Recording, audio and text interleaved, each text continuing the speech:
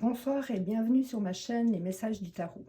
Ce soir, j'ai décidé de vous présenter un nouveau jeu, une énième version du Petit Lenormand que j'ai reçu dernièrement et que j'ai déjà utilisé lors de l'un de mes tirages, mais que je trouve vraiment très atypique et puis qui se base un peu sur la tradition japonaise. Voilà, comme on peut le voir.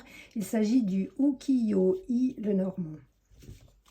Alors déjà, la boîte est vraiment très jolie, elle est cartonnée, elle est extrêmement solide, ce qui rend service quand on manipule les cartes.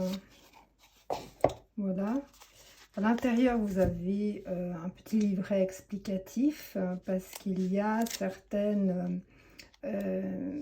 explications qui changent par rapport au Lenormand de base.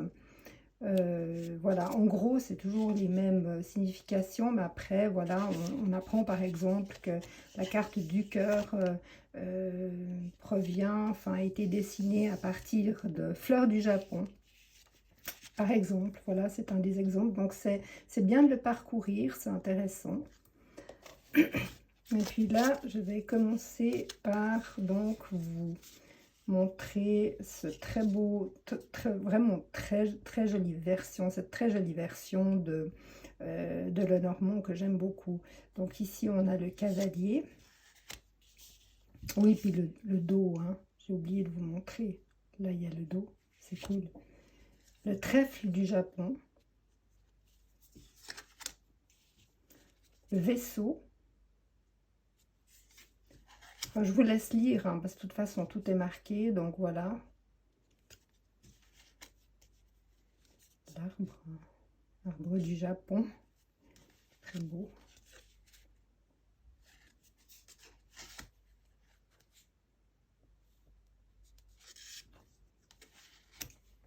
À chaque fois, il y a aussi les cartes qu'on peut retrouver dans les versions de base. Hein, pour chaque carte Lenormand, il y a une carte de jeu attribuée. Donc, on les retrouve aussi dans ce deck. Hein.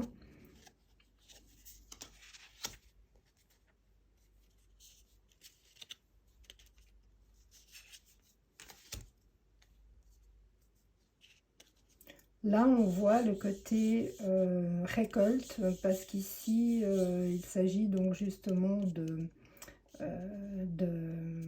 des récoltes de leur agriculture.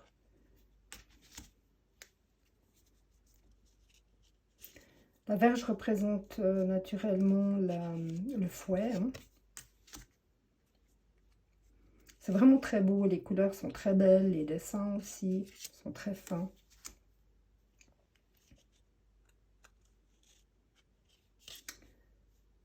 Là, on dit que l'enfant a de la force parce que il a une hache, donc visiblement dans cette version, il est très fort. Le renard qui tient la clé, une clé ancienne en fait du Japon. L'ours, l'étoile,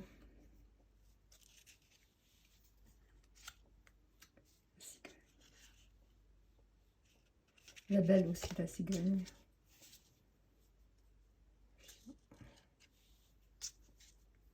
La pagode, alors j'adore hein, la pagode, hein, vraiment qui remplace la tour.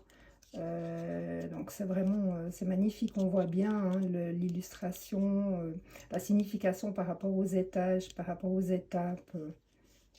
On voit bien dans cette illustration-là, je trouve.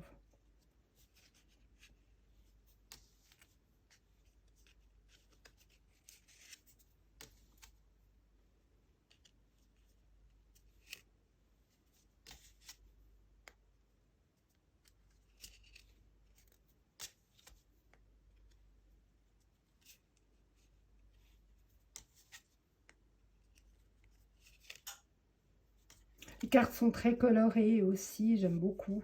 Elles sont très vivantes, très gaies comme ça.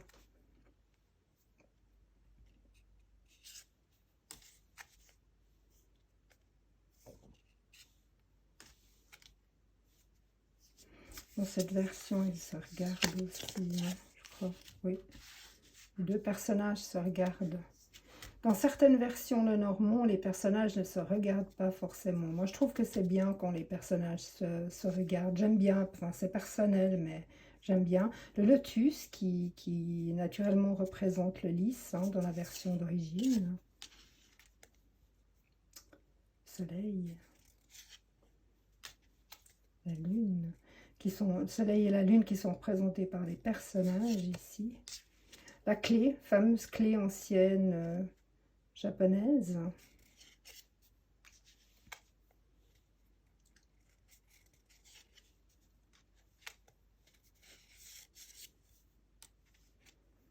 Et pour terminer, la croix.